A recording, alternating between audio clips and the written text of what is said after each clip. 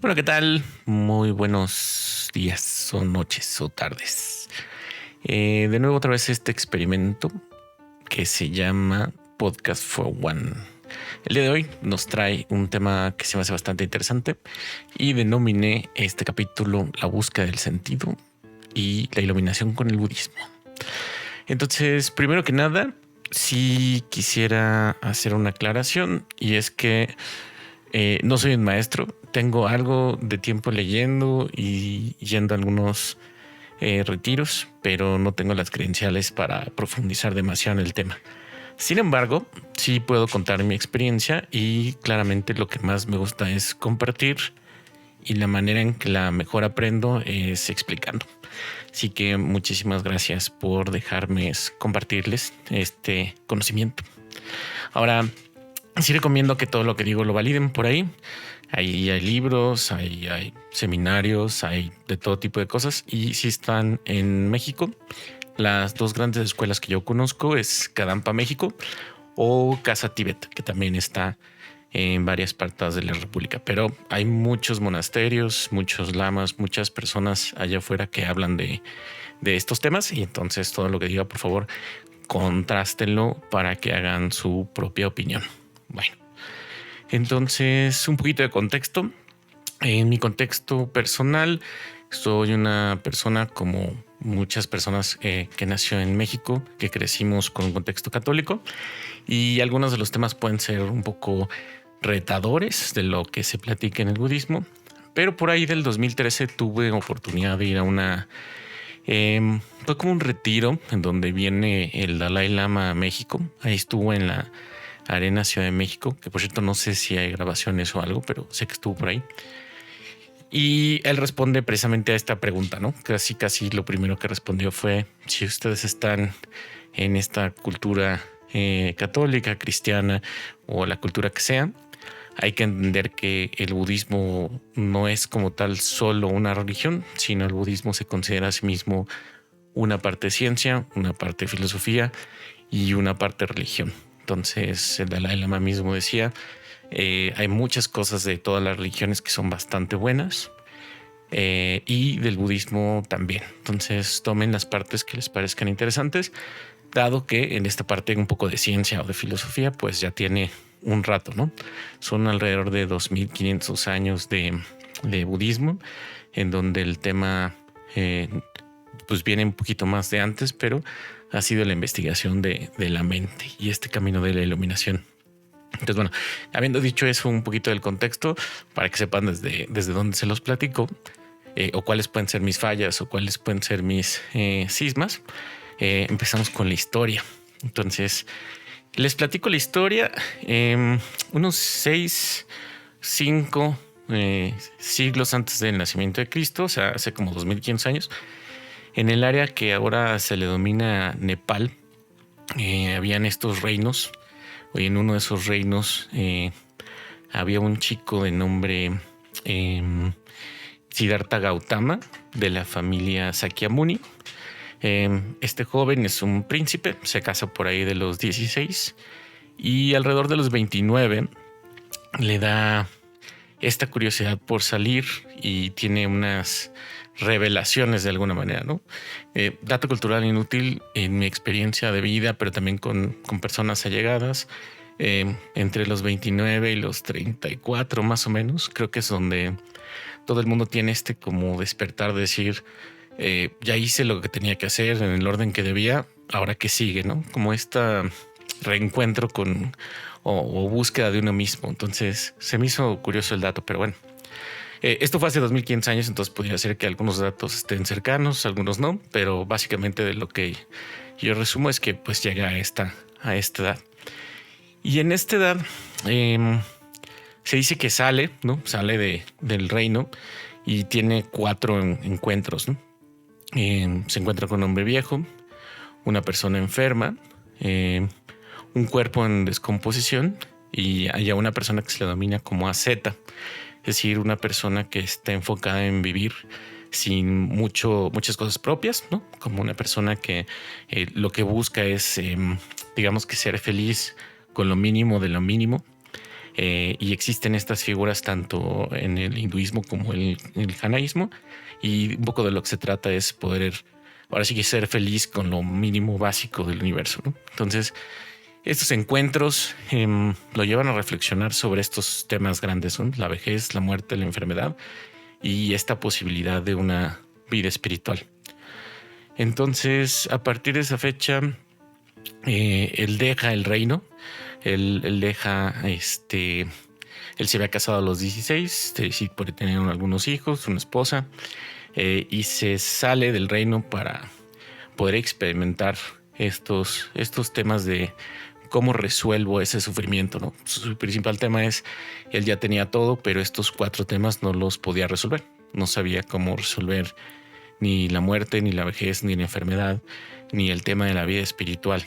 Entonces se dice que pues deambuló por muchos lados y empezó a conocer diferentes tipos de maestros. Entonces, maestros del hinduismo, del janaísmo, de los gurús, de ciertas prácticas ascéticas, tanto básicas como avanzadas, como temas incluso de la autoinflicción de dolor, o sea, diferentes tipos de técnicas. Al cabo de 6 años, se dice que pues como que hallaba en cada una de estas filosofías o religiones una partecita de todo lo que él quería encontrar, pero no llegaba al punto máximo de esta resolución del sufrimiento humano.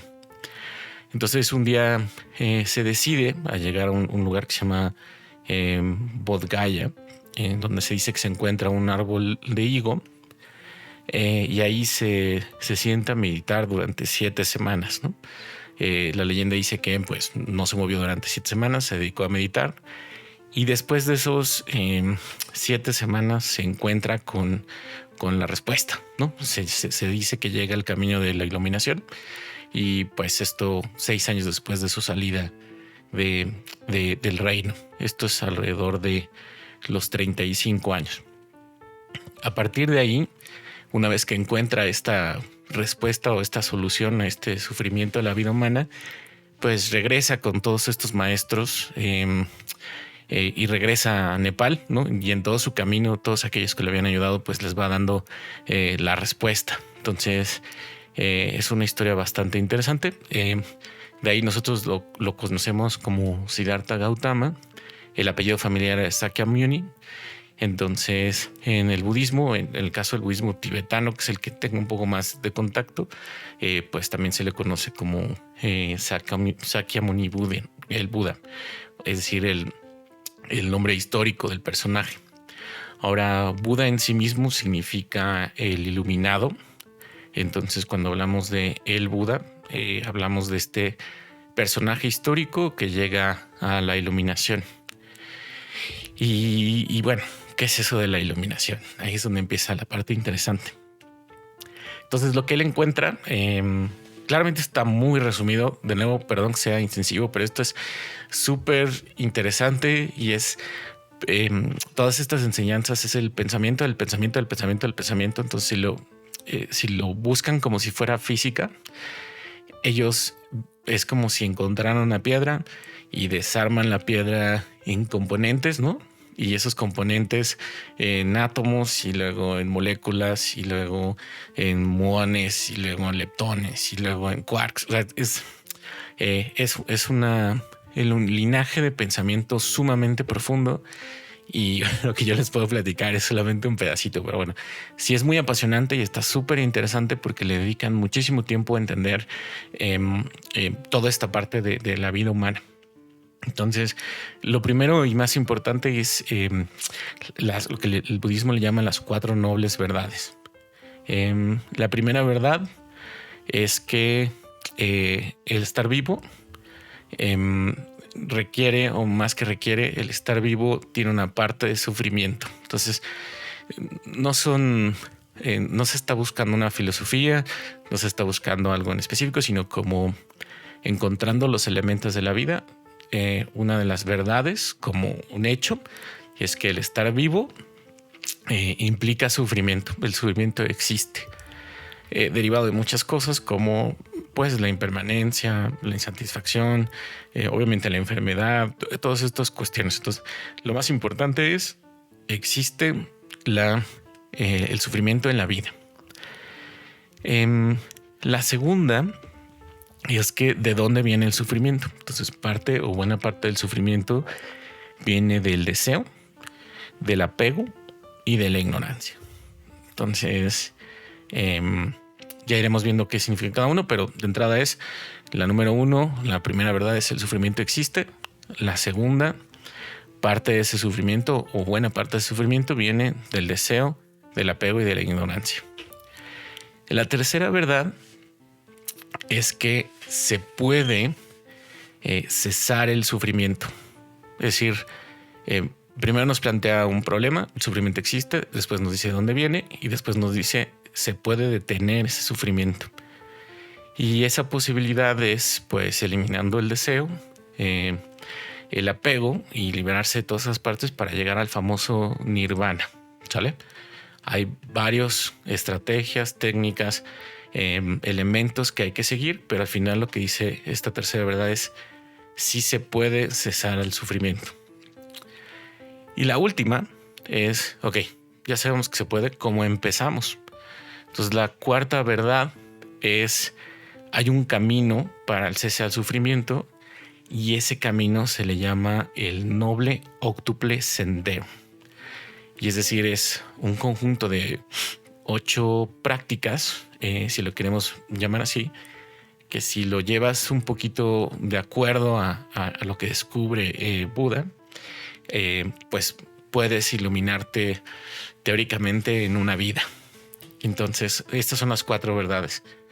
El sufrimiento existe, el sufrimiento tiene un origen, el sufrimiento se puede cesar y hay una fórmula para acabar con ese sufrimiento, que es este noble óctuple sendero, ¿sale? Una de las cosas que sí sucede con el budismo es que tienen muchas listas. Entonces es el 4 tal, 3 de tal, 8 de tal, 2 de tal, 6 de tal. Entonces un mapa mental es bien interesante para poderlo entender, pero de entrada lo más importante son estas 4 nobles verdades. Y luego viene el noble óctuple camino o sendero. Aquí se va dividiendo como en subclases. Entonces la primera clase son los primeros 2 comentarios, mensajes, o si me lo permiten, como si fueran los mandamientos. Entonces aquí está curioso porque empezamos a ver algunas similitudes con otras filosofías o religiones, que pues al final se me hace bastante lógico, ¿no? Porque al final todas las religiones o filosofías están buscando este tema de la felicidad y el cese del sufrimiento. Pero bueno, la primera categoría pues es el tema de la sabiduría. Entonces, dentro de estas 8 partes de este camino, en la sabiduría vienen 2. Entonces hablamos de una visión correcta. Y esa visión correcta es pues entender las causas que provocan el sufrimiento y el tema de la ley del karma. O sea, de la causa y del efecto. Sobre todo el tema de la impermanencia de las cosas y entender un poquito más a profundidad la realidad. Es decir, la visión correcta tiene como objetivo discernir estas causas del sufrimiento o entenderlas, ¿no? O sea, digámoslo así, darles otra perspectiva a de dónde está llegando nuestro sufrimiento. Eso es parte de la sabiduría. Ahora, la segunda, o sea, entonces la primera es un poquito como perspectiva. La segunda es el pensamiento correcto. Entonces, el pensamiento correcto se refiere a pues seguir cultivando pensamientos de renuncia, de bondad amorosa y de compasión, que son como los 3 principales. Entonces, que en todo lo que hagamos, o en este caso lo que pensemos, nos alejemos de la codicia, la ira, la crueldad, que esos pensamientos que pudieran estar en nosotros los vayamos, digamos, convirtiendo, ¿no? A esos pensamientos el budismo les llama venenos, ¿no? En este caso, para el tema del pensamiento correcto, hay 3 venenos, es decir, la ira, la codicia y la ignorancia se consideran estos venenos del pensamiento correcto. O sea, gracias a esos no puedes tener un pensamiento correcto. Y como tenemos un antídoto ante la ira, la codicia y la ignorancia, pues aquí está el amor, la generosidad y la sabiduría. Entonces, bueno, esta segunda parte tiene que ver con el pensamiento correcto. Después, estos dos son de la sabiduría, la visión correcta y el pensamiento correcto. Luego pasamos a la conducta ética. Entonces, aquí es hablar correctamente, es decir, abstenerse de mentir, de hablar con dureza, usar palabras que generen discordia, chismes. Es decir, al final es tener una actitud de ser veraz, amable, útil. ¿Sale? La acción correcta, entonces en la conducta hay tres partes. Entonces, el habla correcta, la acción correcta y el medio de vida correcto. Entonces, la acción correcta pues, es que básicamente tengamos una manera ética de actuar, es decir, evitar acciones que le causen daño a otros seres vivos, como pues matar, robar, o en este caso se suma el tener una conducta sexual inapropiada. Y entonces se trata de la acción correcta, se trata de ser amables, íntegros y respetuosos. Y finalmente el medio de vida correcto, ¿no? Que es básicamente que uno se gane la vida de manera ética sin dañar a otros seres. Es decir, no tener una profesión que explote, daño, cause sufrimiento a otros seres, ¿vale? Entonces, ahí llevamos dos de la parte de la sabiduría, que es visión correcta y pensamiento correcto, y tres de la conducta ética, es decir, la habla correcta, la acción correcta y el medio de vida correcto. Y finalmente viene el entrenamiento mental. Entonces, de este óctuple noble sendero llevamos 5, nos faltan 3. Y estas 3 se enfocan en esta parte del entrenamiento mental. El primero es el esfuerzo correcto, es decir, que todas estas cualidades mentales y saludables se vayan cultivando y que vayas dejando detrás las que no. Es decir, que empieces a entrenarte en no posicionarte en estados mentales negativos o no dedicarle tanto tiempo a estos estados mentales que te hacen daño o le pudieran hacer daño a alguien más. Entonces es mantener la meditación con estos objetos de cultivar los pensamientos positivos. Ese es el esfuerzo correcto. Luego viene la atención correcta, que es aquí donde sale un poco la palabra mindfulness, en donde lo que buscamos es tener la atención al momento presente.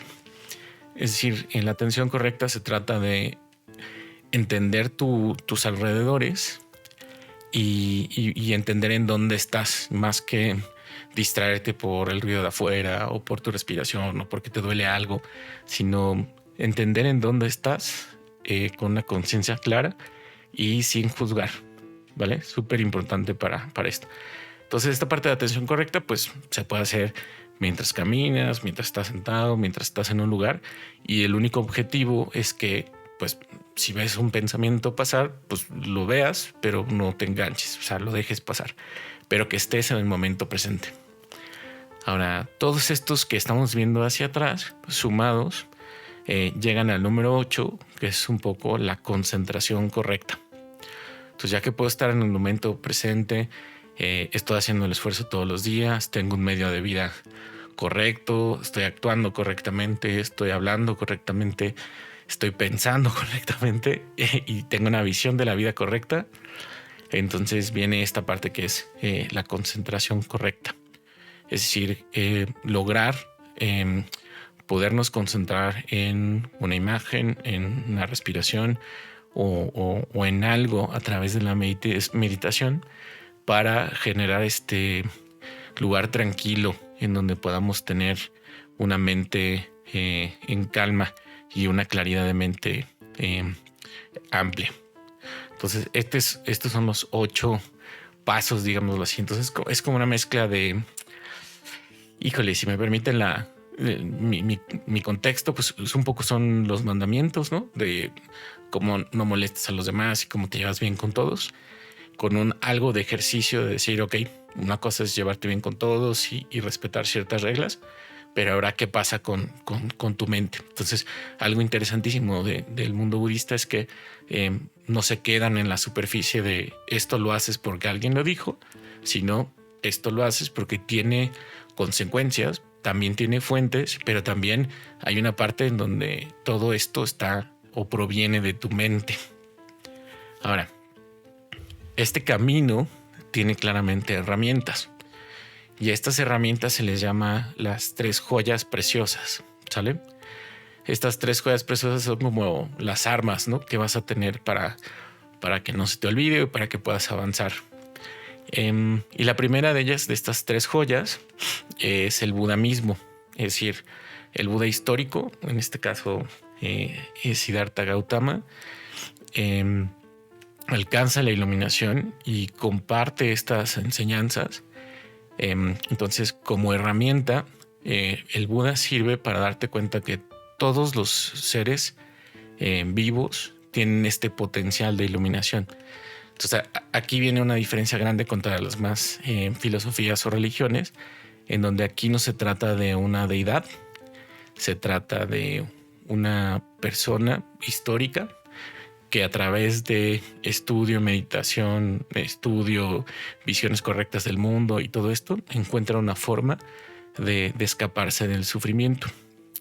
Entonces, la primera herramienta es, híjole, si me lo permiten, es si el Buda pudo, yo también, porque esta representación del Buda también nos dice que nosotros somos un Buda, es decir, tenemos una naturaleza búdica dentro de nosotros, o sea que todos nosotros tenemos esa misma capacidad de iluminación que tuvo el Buda y él nos pone el ejemplo. La segunda herramienta es el Dharma. Entonces el Dharma es como el conjunto de enseñanzas del Buda, no solo del Buda, sino de todos los lamas, monjes y tanto divisiones laicas como no laicas del budismo, que te ayudan a entender las 4 nobles verdades y el noble óctuple sendero, ¿no? Entonces el Dharma es, digamos, toda la documentación que está por ahí, que nos llevan a tener como principal camino la iluminación, la compasión, la no violencia en la vida diaria, la reflexión de la impermanencia de las cosas, el apego y todos estos puntos interesantes que ya están documentados. Entonces, toda esta sabiduría que se va generando dentro de del mundo budista. Y el último se le llama la Sangha, pero básicamente es esta comunidad de practicantes budistas que se apoyan pues mutuamente en el camino espiritual, ¿no? Pues tanto la comunidad monástica como la comunidad laica, la suma de todas estas personas que buscan compartir con un objetivo común de decir, oigan, pues vamos a ayudarnos cuando esté desmotivado, cuando no entienda algo, cuando haya algo nuevo que haya que aprender, una visión diferente, y cada quien lo va viendo en sus diferentes etapas. ¿Sale? Entonces, nada más haciendo una recapitulación, hay 4 verdades.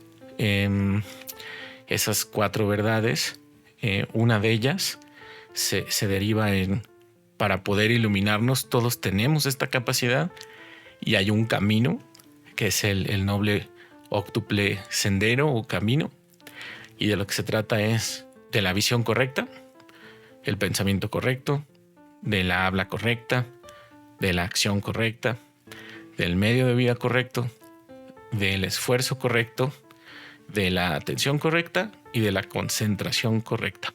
¿Sale? Todo esto tiene nombres también depende de cómo vayas viendo el budismo, pero pues tiene nombres en tibetano o en sánscrito.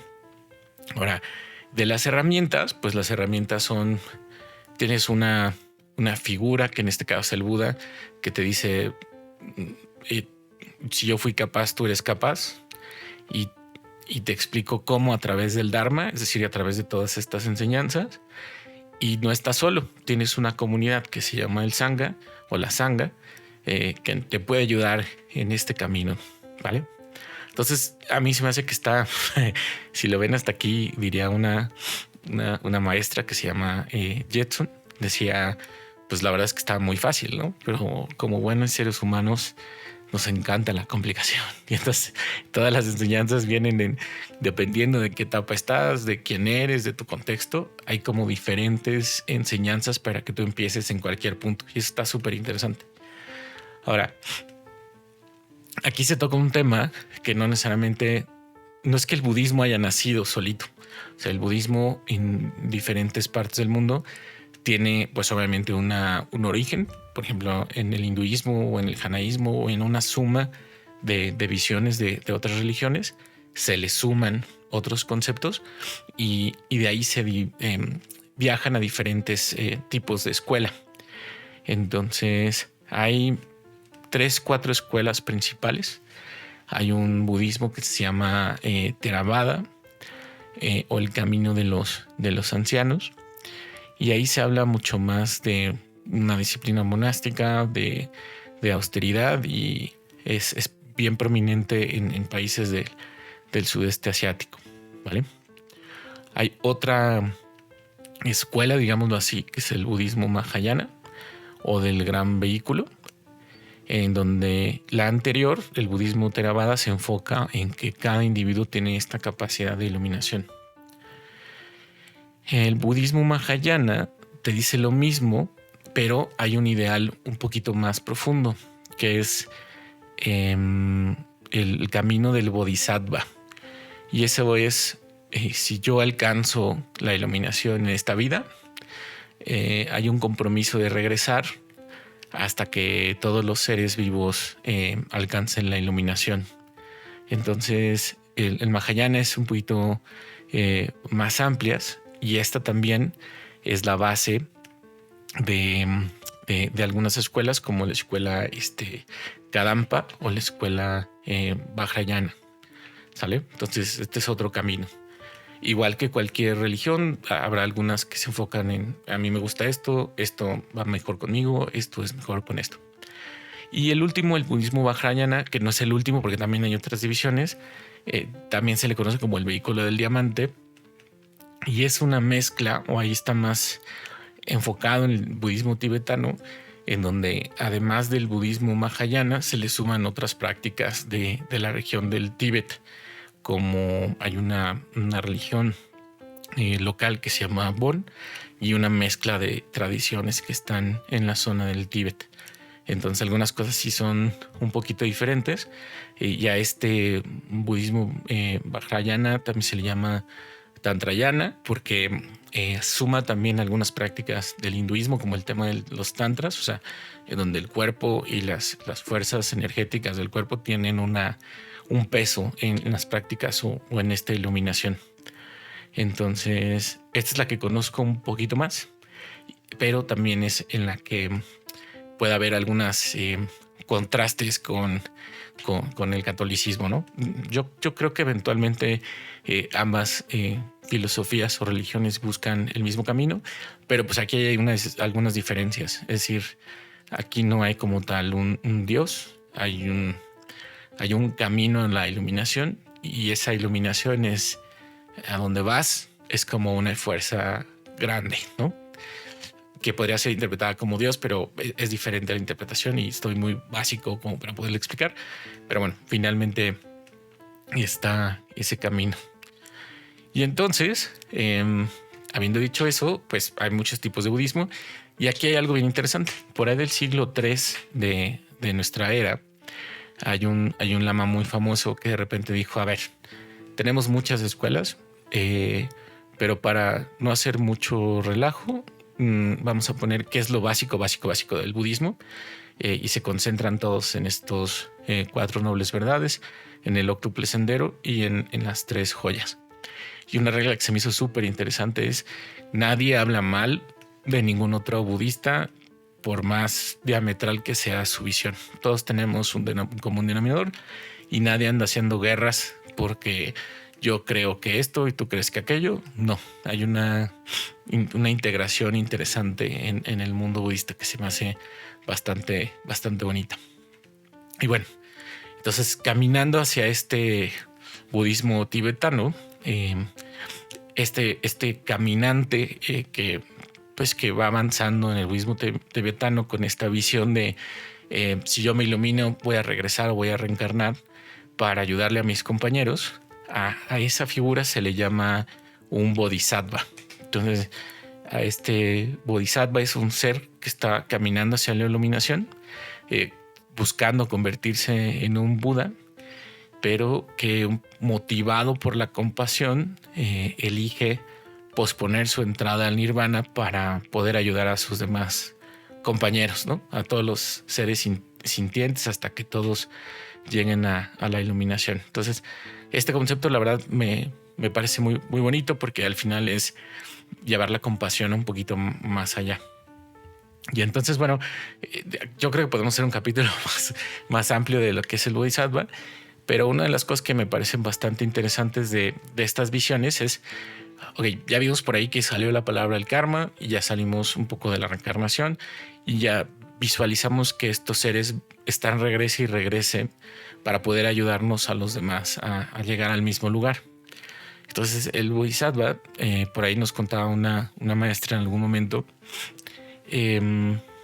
digamos que describe que este karma y este regreso de reencarnaciones de muchos eones o mucho tiempo nos obliga a pensar que igual que como el agua, ¿no? O sea, el agua pues, es la misma agua desde hace 4.500 millones de años. O sea, en el planeta no se hace nueva agua. Es la misma agua reciclada desde que llegó el agua al planeta. Así mismo pasa con nosotros, ¿no? Como seres. Entonces, lo que está interesante, dice, es ha habido tantas combinaciones en esta parte espiritual que muy probablemente todos hemos sido mamás de otros o de todos. Entonces, me parece que en ese camino de Bodhisattva algo que me parece bonito es trata a los demás como si, o más bien, trata a los demás como si fuera tu mamá, porque en algún momento fue tu mamá. Entonces, esa visión mucho más trascendental de decir por qué darle respeto a alguien y qué tipo de respeto le puedo dar, se me hace muy, muy bonita, ¿no?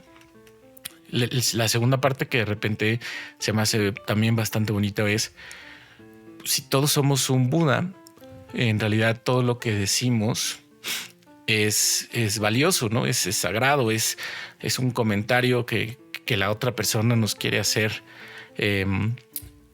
para que nosotros sigamos creciendo. Yo sé que es bien difícil intentar, sobre todo con alguien que no te cae bien, poder visualizar las palabras de alguien que está siendo hostil contigo. Pero hay partes que están interesantes. Tenemos que estar entrenándonos a decir, bueno, si una persona está siendo hostil conmigo, esa hostilidad ¿de dónde viene? ¿Viene de su naturaleza búdica o viene de su falta de control de emociones o viene de una emoción que ya explotó? Y entonces, ¿con quién me enojo? O sea, si me enojo con la emoción, pues no tiene sentido, ¿no? Si me enojo con el sentimiento que tiene un pensamiento raro esa persona, pues no me estoy enojando con la persona, ¿no? Hay como una cosa que no existe, que le llamamos sentimiento o emoción, que está ahí y en realidad eso simplemente está nublando lo que la otra persona nos quiere decir. Entonces creo que la segunda parte que dice es poner realmente atención al otro ser vivo como eso, como un ser vivo que quiere ser feliz, que quiere escaparse del sufrimiento, que en algún momento del mundo fue nuestra mamá y que en este momento nos quiere decir algo, pero a lo mejor no tiene las herramientas de cómo decírnoslo. Eso se me hace súper, súper poderoso también. Y el último, que es muy amplio, pero también se me hace muy poderoso, es que nos decía una maestra que el budismo por eso nunca va a ser popular, porque todo lo que te sucede es tu culpa. O sea, no hay una deidad o no hay alguien que marcó tu camino y definió tu destino, sino que lo que vas armando en esta vida y no lo armas correctamente, al rato te va a explotar. Y a veces esas cosas no vienen solo de esta vida, sino vienen de otras vidas. O que los apegos de esta vida te van a llevar al sufrimiento. O que el no reconocer que las cosas cambian todo el tiempo te van a llevar al sufrimiento. Y es súper cierto. En mi caso me cuesta muchísimo trabajo aceptar los cambios, Pero la realidad es que los cambios son todos los días y quieras o no, ahí van a estar. Entonces, entre más te aferres a que una cosa no cambie, más sufrimiento hay de por medio. Entonces, bueno, esto es como muy general, muy amplio. Espero que nadie se me ofenda. Y yo sé que me faltan muchísimos datos, pero tampoco hay como muchísimo tiempo. Entonces, me gustaría quedarme con un mensaje al final. Y es que ojalá podamos empezar a tener otra perspectiva de lo que es ser fuerte.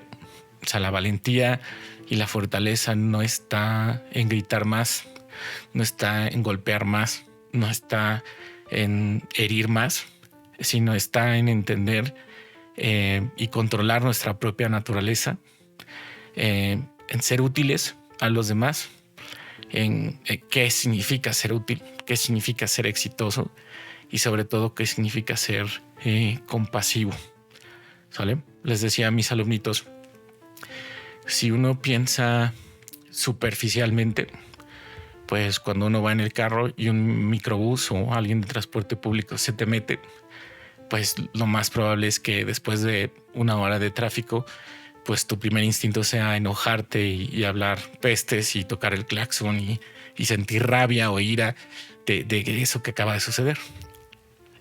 Si le rascas tantito y lees el reglamento en la Ciudad de México, por ejemplo, el transporte público tiene la preferencia. Entonces realmente no se te metió. Tú le estorbaste. Entonces esta parte de la visión correcta empieza a ser, pues empieza a deslindar estos temas de, caray, sin ver el reglamento de tránsito, yo ya me enojaba. Viendo el reglamento de tránsito, rascándole un poquito, yo puedo ver que yo estaba en un error. Ahora, ¿qué pasa si a eso le sumamos empatía? Entonces yo digo, bueno, yo con una hora ya me estoy muriendo de desesperación y ya soy un demonio andando y ya le miento la madre a todos y así. Ahora imagínate una persona que está 12 horas tras el volante, se está peleando por el pasaje, es claramente súper cansado estar 12 horas en el tráfico. Hay un cuate que a fuerza se me mete, ¿no? Y no respeta que es un transporte público y hay policías y calor y todo lo que ustedes quieran, ¿no? Entonces, siendo empático con esa persona es darse cuenta de que si yo no puedo con una hora de tráfico y me convierto, imaginemos esa persona que tiene 12 horas en el tráfico soportando a todos los conductores que no han leído el reglamento de tránsito. Ahora a eso le sumamos un cachito más y es la empatía más las ganas de ayudar y eso se convierte en compasión. Entonces la compasión es, pues si yo veo a un compañero ser vivo que tiene todas esas calamidades y si yo puedo hacerle la vida más sencilla solo dejándolo pasar, hay que hacerle la vida más sencilla a este ser vivo o a este Buda que se quiere iluminar, que quiere ser feliz y quiere dejar de sufrir y no nos cuesta absolutamente nada. Entonces, para mí hasta ahorita esta visión del budismo ha sido cómo me voy conectando o le voy rascando estas visiones superficiales en donde quizá algunas personas se enojan porque dicen que sobrepienso, pero me parece que hay mucha gente que subpiensa. ¿Y por qué no piensan? Pues que es difícil pensar. El cerebro consume mucha energía y pensar es difícil. Y bueno, ya esto simplemente era una analogía para poder entender cómo visualizo en este momento. Yo sé que estas cosas van a cambiar y mientras más aprendo, más cambio mi visión, pero siempre esa visión, ese cambio de visión es para acercarme a las demás personas. Entonces, ojalá les haya servido de algo. Si les gustó, me avisan y seguimos con estos temas. Y bueno, déjenme saber qué otros temas quieren que platiquemos y así le hacemos. Muchas gracias por escucharme.